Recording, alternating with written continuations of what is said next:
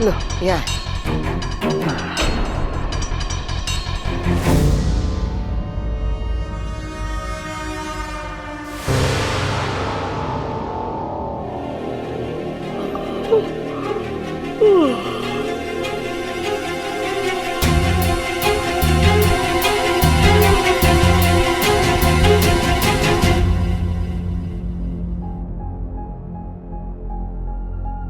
वाकू, देख वाकू, जब तक मेरा काम पूरा नहीं हो जाता दादी की रक्षा की जिम्मेदारी तेरी है। अब इन्हें घर में ऐसी किसी जगह ले जा जहाँ ये सुरक्षित रहे और गलती से इन्हें कोई देख ना ले। जब मेरा काम पूरा हो जाएगा मैं तुझे बुला लूंगी, ठीक है? ठीक है इच्छा। दादी जी, मैं आपकी जान खतरे में नहीं डाल सकती। आज अगर इस घर में किसी के साथ कुछ गलत होना है तो वो मेरे साथ होगा।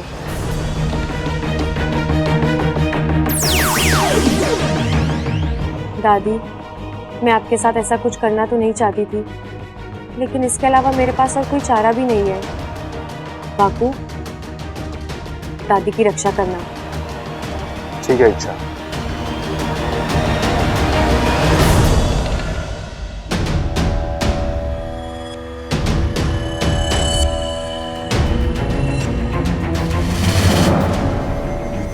दादी को तो मैं कमरे में सुला कर आई थी। ये दादी कौन है? इच्छा, जल्दी से पता लगा कि ये तीसरी दादी कौन है। ये तीसरी ही है, ये असली वाली दादी है।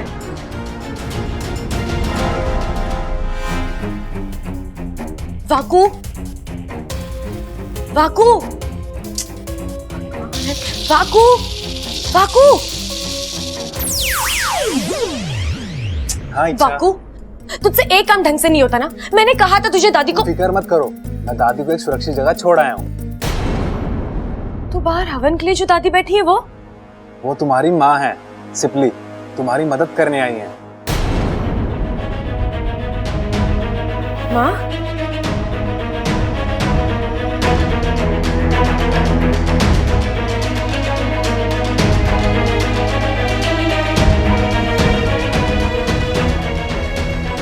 नागुनी देव, मेरी माँ की रक्षा करना। उस अगवंश को यहाँ आने मत देना। आइए अब हवन शुरू करते हैं। अब मैं और नहीं रुक सकती, मुझे हवन को रोकना ही होगा। दादी, दादी प्लीज मेरी बात मानिए, इस हवन को रोक दीजिए। इच्छा, तुम नहीं मानोगी ना?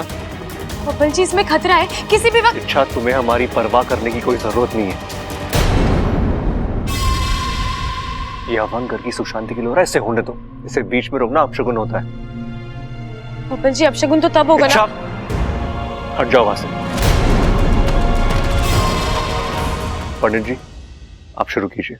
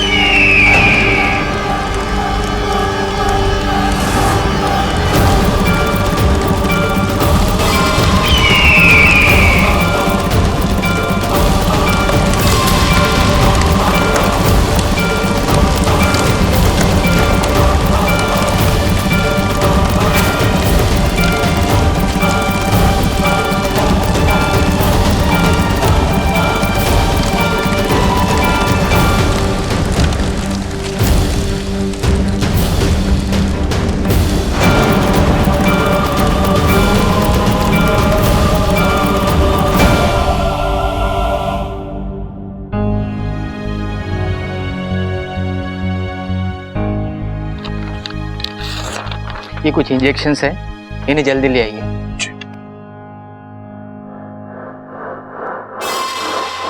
वाह अगवंश वाह, क्या करारा वार किया है। अब बस ये बुढ़िया मर जाए, इसकी मौत इच्छा की हिम्मत तोड़ देगी। डॉक्टर साहब, दादी ठीक तो हो जाएगी ना? देखिए, इनकी हालत नाजुक है। मतलब जख्म बड़े नहीं है, लेकिन गहरे सदमे की वजह से ये अभी तक बेहोश है। इन्हें संभालना पड़ेगा। आप लोग इन्हें आराम करने दीजिए। ओके, माँ को आराम करने दो। चलो।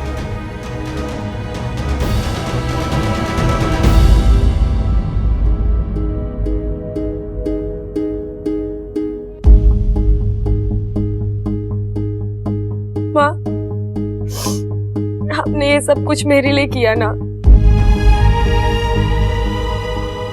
मेरे अभियान को पूरा करने के लिए अपनी जान खतरे में डाल दी। लेकिन माँ, मेरे लिए मेरी जीत और आपकी जान दोनों ही बहुत मायने रखते हैं। आपको पता है माँ, सब लोग मुझसे पूछते हैं कि दूसरों के लिए इतना कुछ करने के लिए जज्बात कहाँ से हो तुम। अब मैं सबसे कहूंगी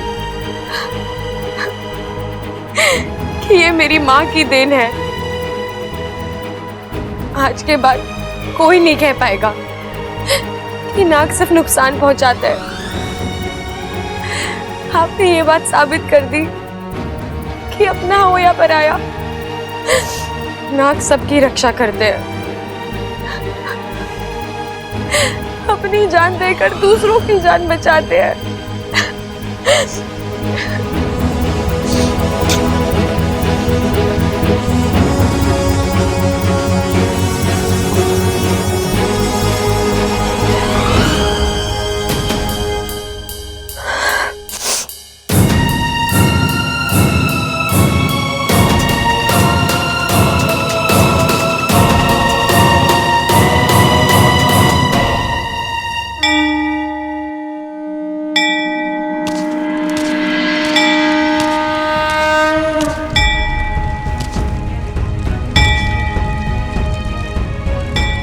आप तो सब जानते हैं क्या हुआ, क्यों हुआ, सब कुछ। आज मेरी माँ अपनी अच्छाई दिखा चुकी है। ये नाको भी देव, अब मैं देखना चाहती हूँ आप उनको इस अच्छाई के बदले क्या देते हैं। आपने जो जो सीख दी, जो जो संस्कार दिए, आज तक मैंने उस हर संस्कार का पालन किया है और उसी अधिकार से मैं आपके सामने खड़ी हूँ। आपको मेरी माँ को बचाना ही होगा। हे गणपति बप्पा, मेरी दादी को जल्दी से ठीक कर दीजिए। वो हमेशा सबको हंसाती रहती है और आज वो खुद। मैं उन्हें ऐसा नहीं देख सकता भगवान। आपको उन्हें ठीक करना ही होगा। प्लीज उन्हें ठीक कर दीजिए बप्पा, प्लीज प्लीज उन्हें ठीक कर दीजिए। प्लीज ठीक कर दीजिए बप्पा। अपू बेटा,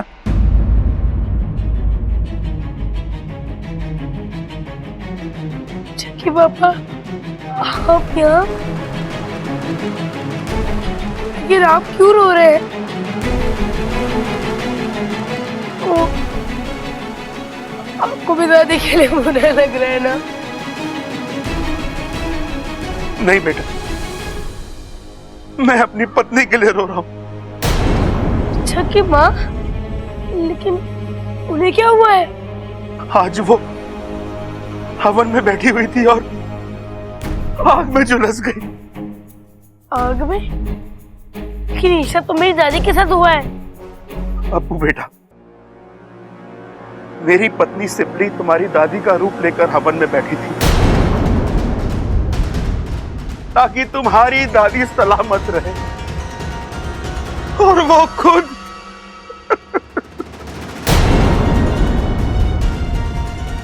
वो अच्छा की माँ है तो मेरी असली दादी कहाँ है?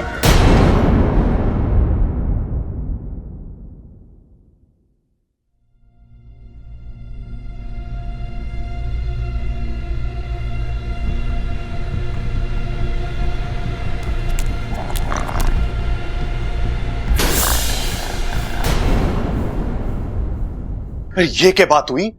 रात हो गई और किसी ने मुझे बताया भी ना। लोग मजे में खर्राटे मार रहे हैं और मैं बेवकूफों की तरह जागा हुआ हूं।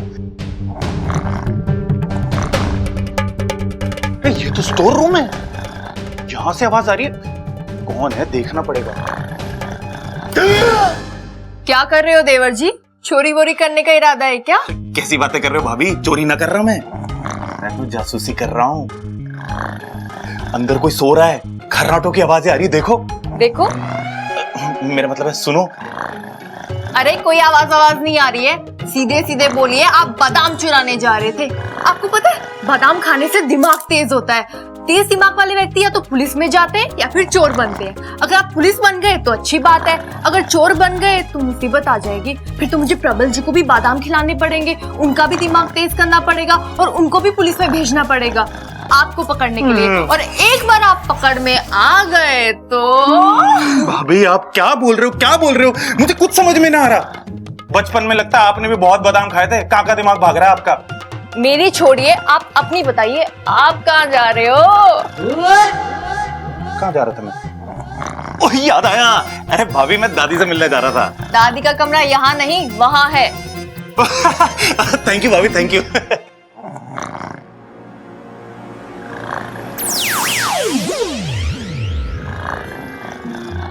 ये दादी भी ना कितने खराटे मारती है। अब अचानक भड़की कैसे? अब ये तो इच्छा ही बता सके। उसने मना किया था हमें हवन करने के लिए। अगर उसकी बात मान ली होती तो शायद ये हादसा ही ना हुआ होता।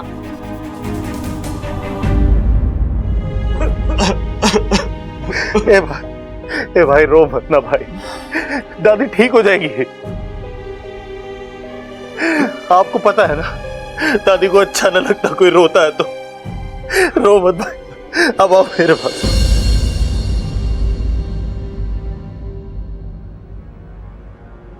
इतना सब कुछ हो गया, इच्छा कहाँ है? कहाँ है? कहीं बैठी रो रही होगी। उसके प्यारे परिवार की नींव जो दम तोड़ रही है। आइए।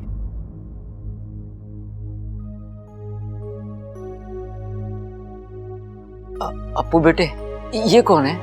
दादाजी ये बहुत बड़े वैद्य हैं। जड़ी बूटियों का जबरदस्त ज्ञान है इन्हें। उन जड़ी बूटियों से इन्होंने ऐसी ऐसी दवाइयां बनाई है कि किसी के भी जख्म ठीक कर देती हैं। हाँ वो तो ठीक है बेटा, लेकिन माँ का इलाज तो डॉक्टर साहब ने शुरू कर दिया है। अब ये वैद्य जी। मुझे एक मौका दीजिए महोदय। मैं ये नहीं कहता कि मैं ईश्वर हूं, मैं कोई बड़े बड़े दावे भी नहीं करूंगा, लेकिन हो सकता है मेरी कोई कोशिश काम कर जाए और इन्हें होश आ जाए। लेकिन देखिए महोदय, जन्म और जिंदगी किसके हाथों मिल जाए कोई नहीं कह सकता। और पता नहीं क्यों मुझे लगता है मेरा जैसे इनसे कोई नाता है। देनदार हूं मैं इनका। मुझे बस एक मौका दीजिए इनकी सेवा करने का। लेकिन बात पिताजी, इन्हें कोशिश करने दीजिए। इलाज करने वाले हाथ किसी के पे हो, बस दादी ठीक हो जाए। हमें और कुछ नहीं चाहिए। वैद्य जी आप आइए। हाँ बेटा, आप इस तरफ आ जाओ।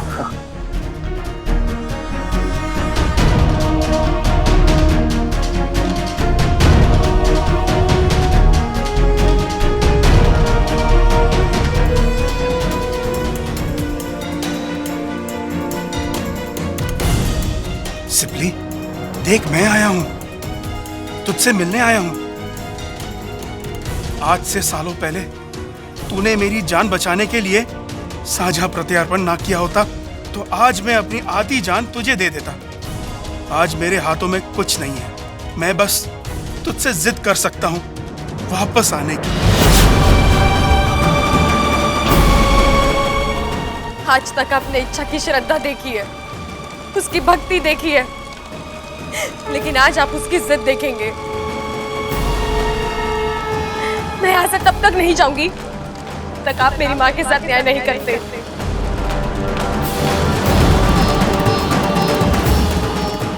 अपने मन की शक्ति को जगाओ सिपली। तुम्हें खुद अपने आप को बचाना है, मौत से लड़ना है।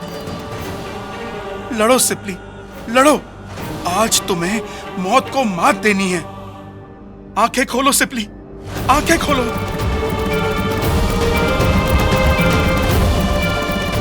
हे नागोमी देव, आपके दरबार में सबके लिए एक ही न्याय है।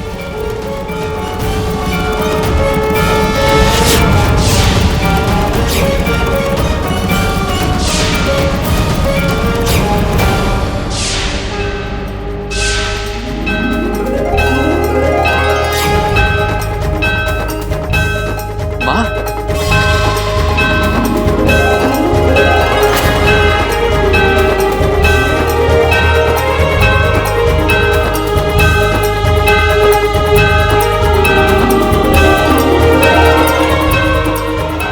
दादी, दादी आप ठीक हो?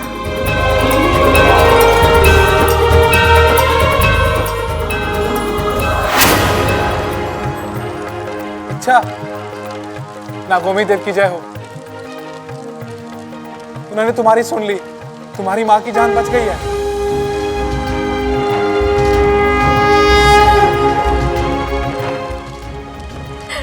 हे नागोमी देव, मैं जानती हूँ आज मैंने आपके सामने बहुत जिद की, लेकिन मैं ये भी जानती हूँ कि आपने मुझे माफ कर दिया। अभी तो मुझे मेरी माँ वापस मिली।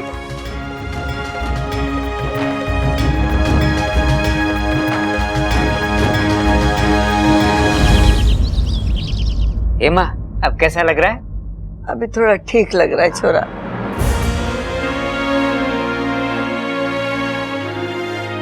एक बात तो साबित हो गई, हरियाणा का घी इतना दमदार है कि आग से भी हजम ना हुआ।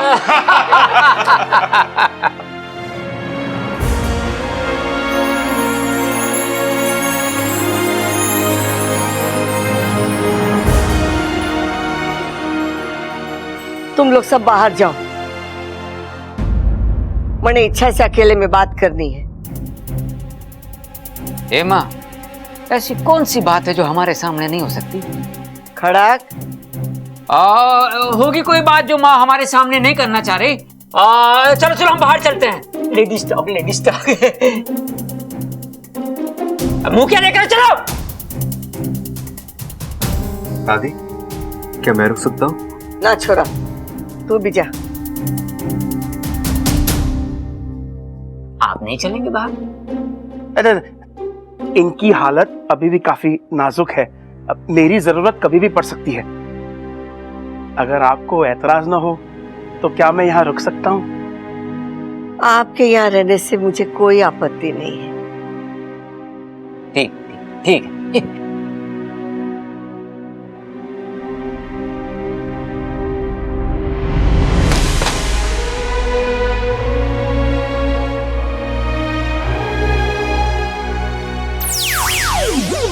माँ, आप यहाँ क्यों आई? अगर आपको कुछ हो जाता तो?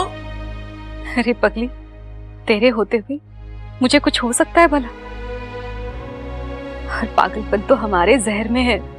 मुझे इस पागलपन की कितनी बड़ी कीमत चुकानी पड़ती। एक पल के लिए तो ऐसा लगा जैसे मैंने तुम्हें हमेशा के लिए खो दिया। जितनी जल्दी मैं आपको छोड़कर नहीं जाऊंगी। मुझे अभी बहुत तंग करना है आपको।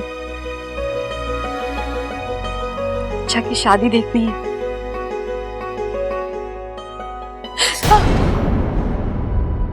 ये क्या हुआ? कुछ नहीं माँ, बस ऐसे ही।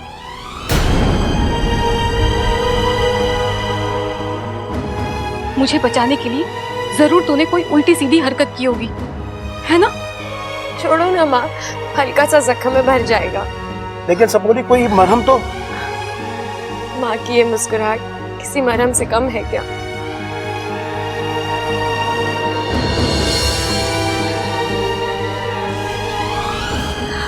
अच्छा, इस हादसे से एक बात तो साबित हो गई है कि ये अघवंश बहुत ही खतरनाक है और शक्तिशाली है। तुझे इससे बहुत ही संभल कर रहना होगा। क्या हुआ?